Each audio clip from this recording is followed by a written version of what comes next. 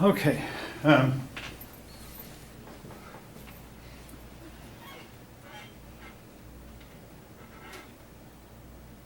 Now, De Soto. De Soto is believed to have been the first European to see what is today the state of Georgia. He took up where Ponce de Leon left off. De Soto was afraid to take his armor off, afraid that the Indian arrows would find him, and they would also, he was afraid of dying because that would show the Spaniards that he was not a god.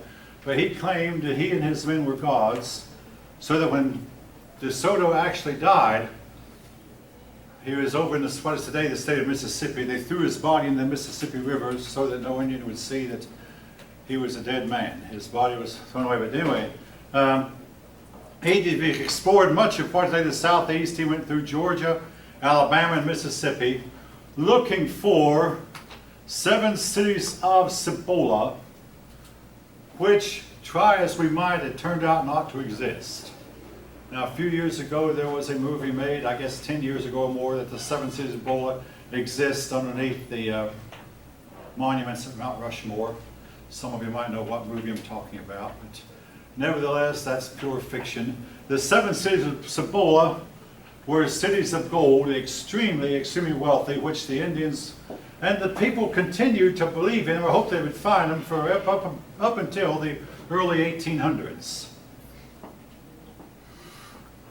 And also another explorer explored what is today Arizona and New Mexico, again found no wealth.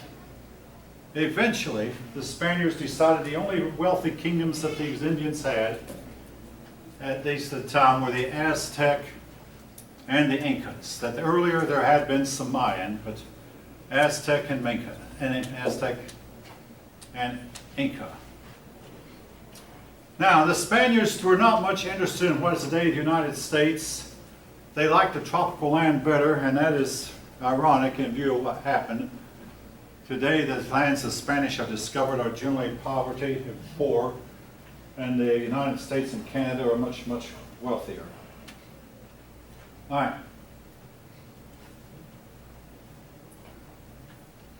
The area was called New Spain. That is the area of what is today called Latin America. New Spain. The crown demanded a fifth of what the conquistadors took. The conquistadors, that's the name they gave to the Spanish conquerors. But most of your conquerors received very, very little. Cortez decided to give his troops land. This led to a system that allowed the Mexicans to rule the Indians. I should have said, okay, folk, I'm going to have to change it. This allowed the Spanish to rule the Indians. My bad.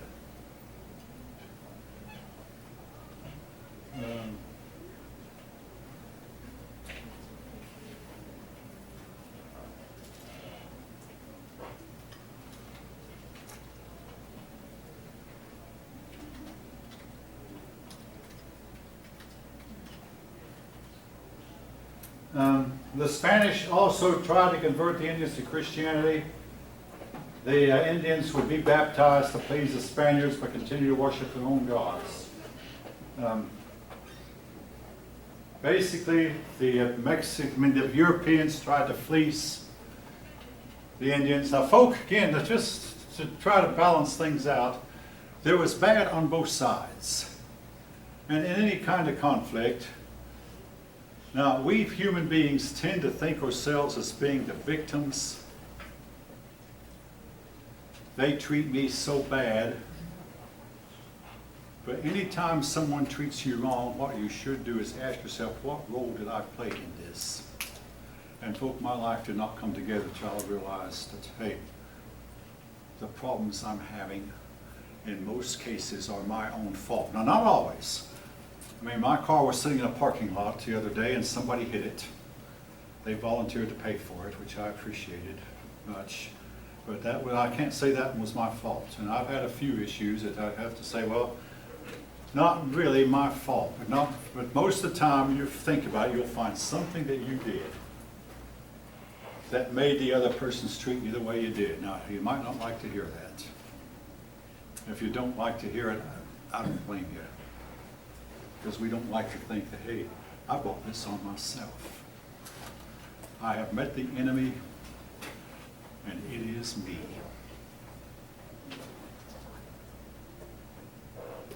And if you don't like to hear it, I don't like saying it.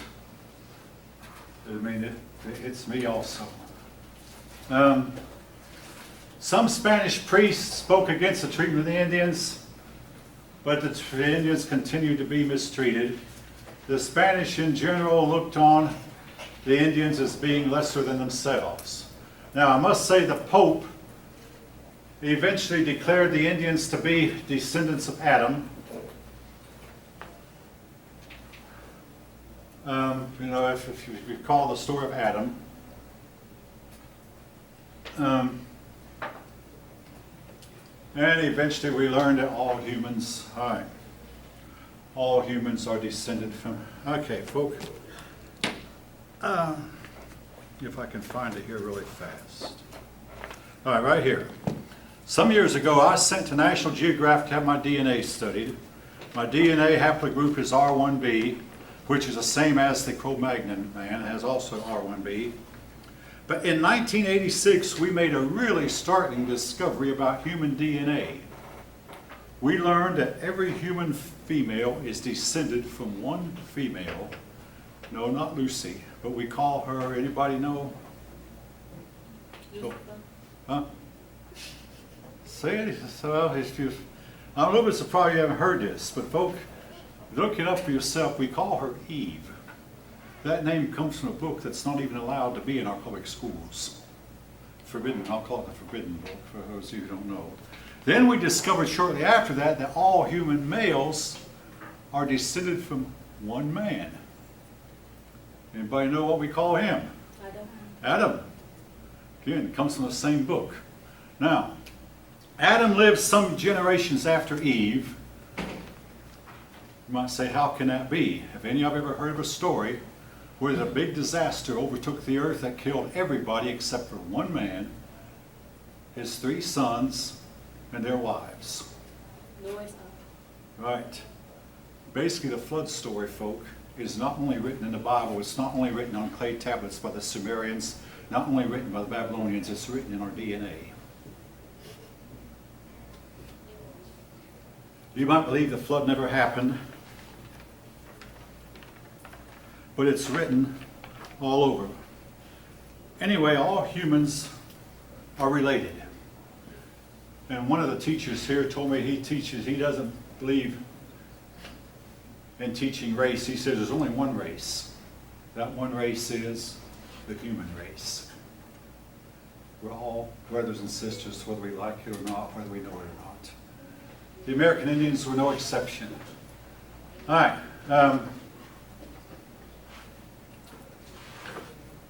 Eventually, we found there was a lot of silver in that part of the New World. Silver in Mexico and silver in New Mexico. Silver in Arizona. Silver mining became important.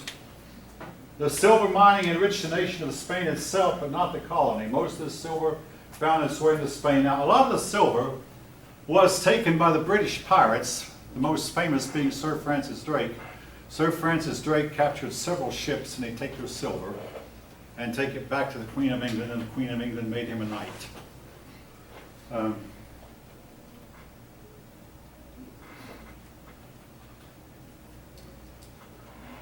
At the top of Spanish society, there were the Peninsulars. They were the Europeans who were born in Spain. Below them were the Creoles. The Creoles were looked down on, but they were born in America with both of their parents as being European. You might say, well, how come that made them inferior? Because America itself was looked on at this time as being inferior. So anyone born in America was considered less than anyone born in Europe. This is, I mean, folk, I have to teach about this because this was the way they saw it. It's not the way I see it, you understand. I mean, I was born in America myself. Anyway,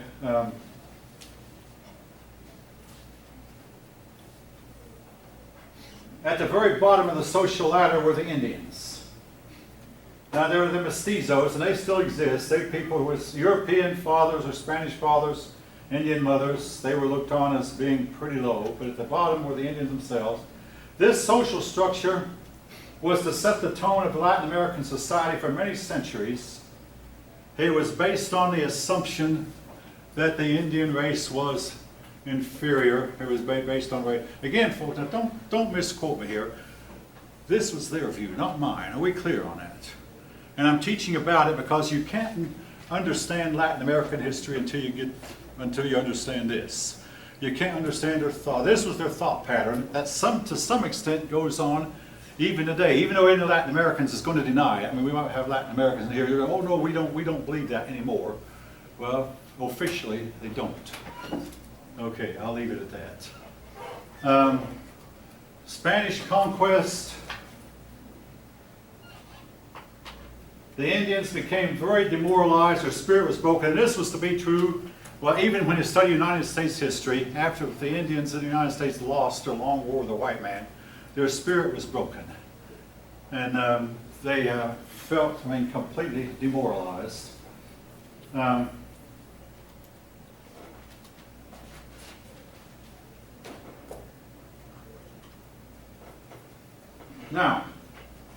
at one time, wait a minute, let's see. Oh yeah, Indian laborers dropped in numbers, so the Spaniards began importing Africans. Africans, now again, folk, I know this is a touchy subject, but just stating the fact, Africans made better slaves than the Indians did, owing to the fact the Africans did not know where to run off. I mean, they were strangers in a strange land, so they didn't know where to run off to. And also, Africans had cattle, which meant they had some immunity to typhus, especially smallpox. People who are reared around cattle do not get smallpox, and that's what led to the invention of the smallpox vaccine. But the Africans had cattle, so the Africans were not as susceptible to European diseases as the Indians were. So the Africans made, I hate to say it, but it's fact. It's historical fact. The Africans made better slaves than did the Indians. And by the way, Indians were enslaved even in the United States, particularly in the southern states. Georgia, North Carolina, and South Carolina enslaved Indians, but the Indians did not make good workers. And eventually the practice of Indian slavery was stopped. Now, when I was young, New Mexico was generally not included at this time, but the fact is New Mexico is a state. So as part of the United States, we have to talk about it too. Now, one point I want to make about New Mexico, it included what's today Arizona, the New Mexico territory. It included part of Colorado and Utah and Nevada.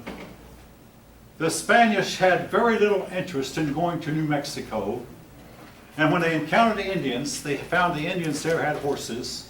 You might say how, because the Spanish explorers would often die and their horses run loose, and then the horses would breed and multiply in numbers. Horses are one of the few animals that can be tamed after they're adults. The Indians learned how to capture the horses. They became excellent horsemen. The Indians got guns. The Indians were able to hold off and defeat the Spanish in New Mexico. Now, I'm going to jump ahead in the story a little bit. When Spain was overrun in the New World and New Mexico became a Mexican territory, and when Mexico revolted against Spain, New Mexico also was tried to be conquered, or the Mexicans tried to conquer New Mexico from the Indians. They couldn't. But then the Americans took over that territory. The Americans came in such numbers that it overwhelmed the Indians, and the Indians succumbed to the sheer volume of numbers. The Spanish and the Mexicans had little interest. Now, I say this because it's ironic. The Spanish had little interest in going up to Texas, New Mexico, and Arizona, or even California. I say it's ironic because today we're trying to put up a wall to keep them out. Stating a fact, folks. I mean, whether you agree with the wall or not, it's just a fact. They're coming in such numbers that we feel like we have to restrict them. Again, that's a hot topic. I realize that.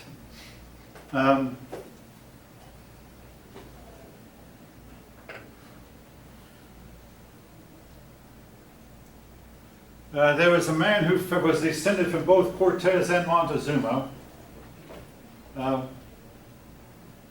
Anyway, who tried to found a city in New Mexico, looking for wealth but found none. Eventually, New Mexico became a minor Spanish outpost. It was to remain that way until the Americans took over that territory. Then New Mexico became wealthy. All right. Ferdinand, well, Isabella died first. Okay. Ferdinand was a king of his own kingdom, and Isabella was queen of hers, and Isabella's kingdom was about 3 times bigger than Ferdinand's, so you might say she ruled the roost. Nevertheless, when she died, Charles took her throne. Then when Ferdinand died, Charles took Ferdinand's throne, so Charles got the throne of all of Spain. He became Holy Roman Emperor. Now, you might say, what was the Holy Roman Empire? The Holy Roman Empire was the church's attempt to revive the old Roman Empire, so they called it Holy Roman Empire. The Holy Roman Emperor seldom went from father to son. It was just every time the emperor died, the electors would get together, and this is where we get our American Electoral College. Electors would get together, and the electors were the high-up member of the nobility, and they would choose the next emperor. So Charles I became Holy Roman Emperor eventually, and he was called Charles V. As King of Spain, he's Charles I. As Holy Roman Emperor, he's Charles V. He inherited one throne from his mother, another throne from his father, and other thrones from his distant cousins and uncles and whatever, until he had a lot of Central Europe as well as Spain. He met an unexpected obstacle when he bumped into Martin Luther. Now, I just have to ask is how many have ever heard of Martin Luther? No, I'm not talking Martin Luther. Okay, Martin Luther. This is important to American history also, so I'm going to go into some detail about it. In Martin Luther's day, the church was selling forgivenesses for sins called indulgences.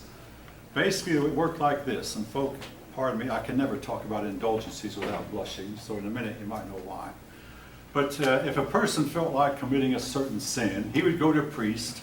He'd tell the priest what sin he wanted to commit, and then he and the priest would haggle over what price was to be paid for the freedom to commit that sin. And after that, the man would pay for the sin, and the priest would write out a bill of indulgency, and then the man would go out and at least try to commit the sin he had just purchased forgiveness for. Now, if you think the theology is bad, so does everybody else. Martin Luther spoke against this and eventually got the church to stop selling indulgences, but it took some time and some doing. The church made a lot of money. In fact, St. Peter's was built from the sale of indulgences. But to this day, I mean, even the Catholics will tell you that the sale of indulgences was wrong. I mean, I've seen it in Catholic literature. Martin Luther is now looked on as being a hero, even among Catholics. And again, I've seen that in Catholic literature too, and they say, well, they blame a lot on the Pope of their day and on some of their theologians who are arguing against Luther. But Luther founded a new church called the Lutheran Church, and Luther's teachings spread until eventually all of Scandinavia became primarily Lutheran. Norway, Sweden, Finland, and Denmark became Lutheran. But south of Luther's territory, I know that in Switzerland, another man was also starting a reform movement. Then other people started reform movements. These reform movements were lumped under the term Protestant. Protestantism never united. Well, Charles fought against Protestantism. There were numerous wars. A lot of the kings tried to keep the old order alive, but the old order could not survive. To fight these wars, Spaniards were taxed heavily. Now, I must say this now about the taxing, folk. And this was true even when I was young. The nobility did not pay the taxes. The wealthy, the rich, were exempt from taxes. All the taxes was paid by the poor, which in turn just made them poorer. Now, in 1973, an American vice president named Spiro Agnew, some of you might have heard of him, but Spiro Agnew was forced to resign the vice presidency on account of tax evasion. And someone pointed out, Spiro Agnew had been in a European country, tax evasion was considered a privilege. It was not a crime. But in the United States, it was considered a crime. Anyway, Spiro Agnew had been convicted of evading taxes, and he was Nixon's vice president. Spiro Agnew had to resign before Nixon did. That's why Spiro Agnew never became president. Now, oh yes, and Queen Elizabeth II, they kept telling her, Your Majesty, you must pay taxes. Everyone in Europe now pays, even the rich. And we keep in mind, Queen Elizabeth was the richest woman on earth at one time, maybe still is. She said, my ancestors never paid, I won't pay. But as her popularity went down and down and down, she started paying taxes. No more than about 20 years ago, folk. About the time some of you might have been started to be born. She finally started paying taxes. But anyway, the taxes impoverished the poor. But anyway, Spain proved that nations could become rich by exporting the New World. Now, the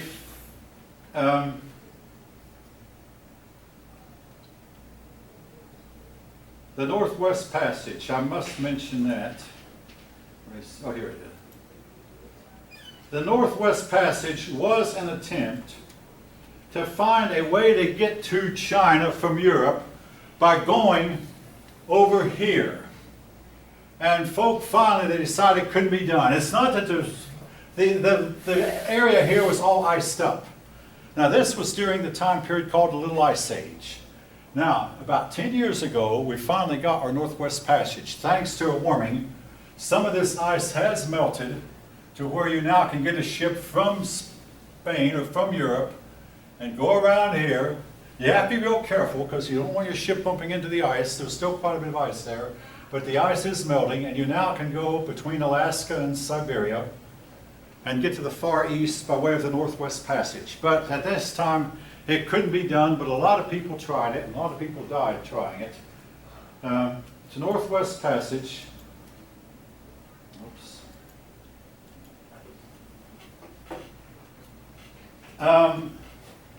Sir Walter, well, I'll start with the English. I'm going to jump around it.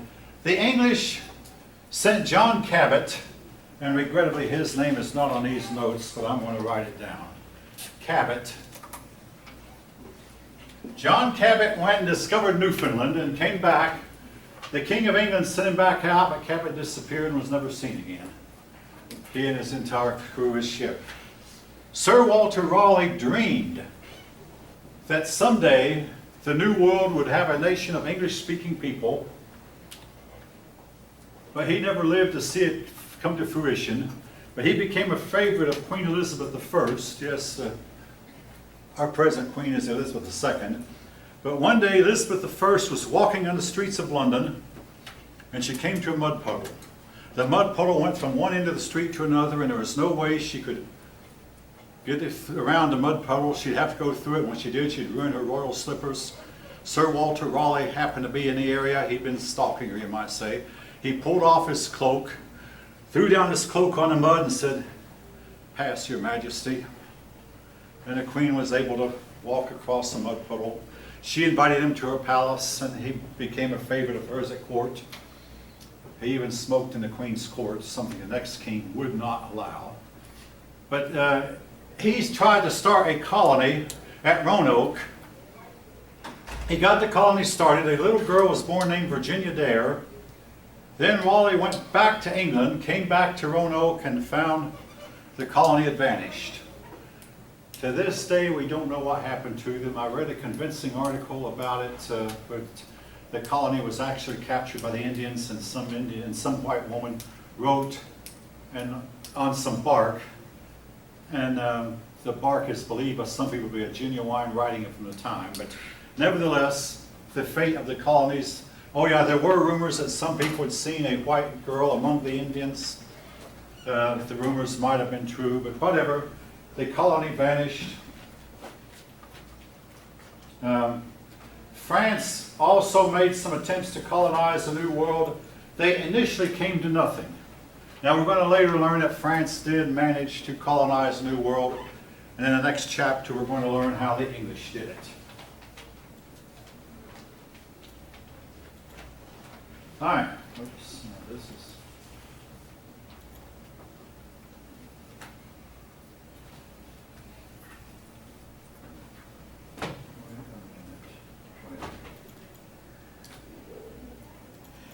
Chapter 3. All right. Don't worry about that date. I first made these notes in 2002. That's true, but the same book. Now, you might all have heard the story, maybe you haven't, but how a young 10-year-old girl saw John Smith. Now, John Smith's head was laid on a chop block, and the Indians want to use one of their axes to chop his head off, and Pocahontas felt sorry for him, so she was Chief Powhatan's daughter, and she threw herself down on top of him and begged her father to spare him. This probably happened. We have no doubt. I mean, this story has gone down through the centuries, but we at first thought that she actually was helping John Smith, but actually we now think she was acting out a tribal ceremony that placed Smith and his followers, Smith being the captain, made Smith and his followers subordinate to Powhatan. Anyway, Pocahontas went on to marry an Englishman named John Wolfe. And I must say this, John Wolfe left his wife to marry Pocahontas. Left his wife way up in one of the islands in the Atlantic, Bermuda, and never did go and get his wife again. Now, Pocahontas and John Wolfe went to England. While there, Pocahontas had a child.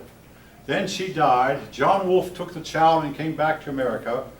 And today, thousands, if not hundreds of thousands of Americans claim that they are descended from Pocahontas.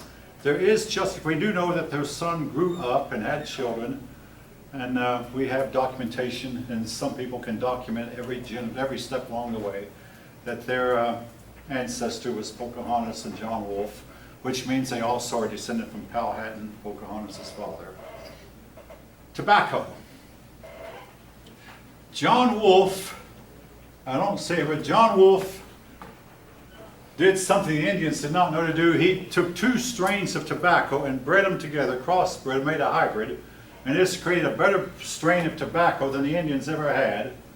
This tobacco was grown and shipped to England, and a lot of colonists began making a living growing tobacco.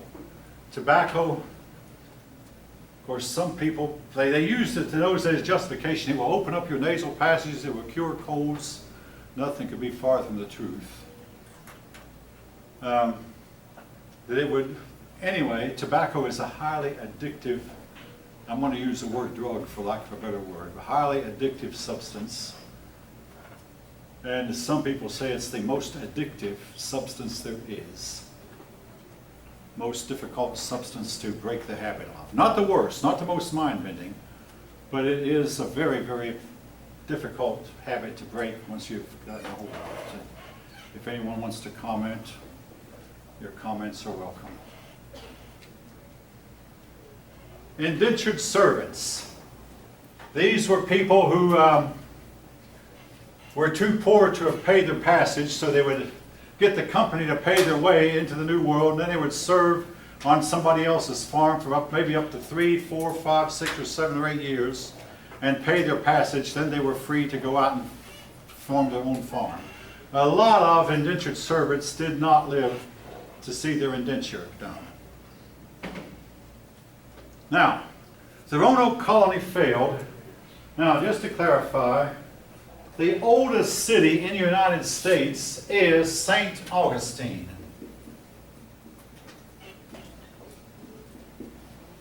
It's in Florida. If you ever go there, they make a big to-do of the fact that they're the oldest. They have some buildings there that they claim are original. Very, very old structures made up of concrete and seashells. But anyway, they try to restore it as much as they can to the original. But the first permanent English, now there are two words, permanent and English. Permanent means it lasted, and English means it's the first English settlement. The Jamestown colony was founded in 1607.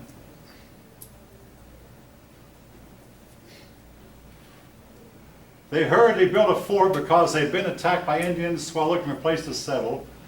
Jamestown was one of the worst places you could have picked because the water there was part ocean salt water and part fresh, what you call brackish water. The land was terribly infested with mosquitoes, and there were a lot of people who died. Starvation set in. A lot of colonists died of diseases.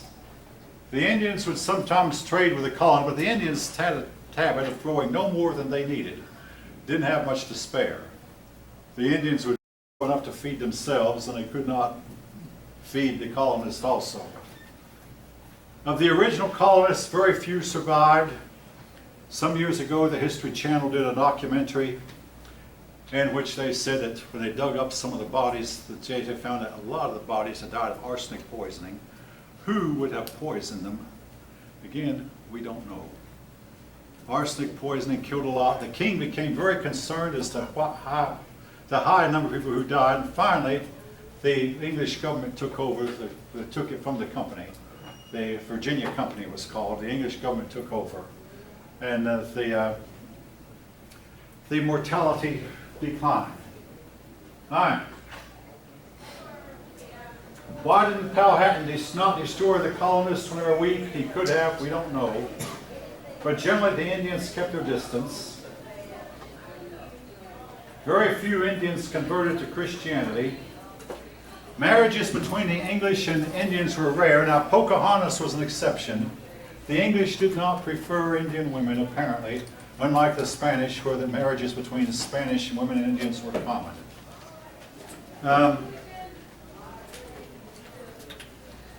The Indians eventually got a hold of some of the English weaponry. They wanted the iron, so they got iron hatchets and even rifles. Powhatan's control was strengthened because the English helped him.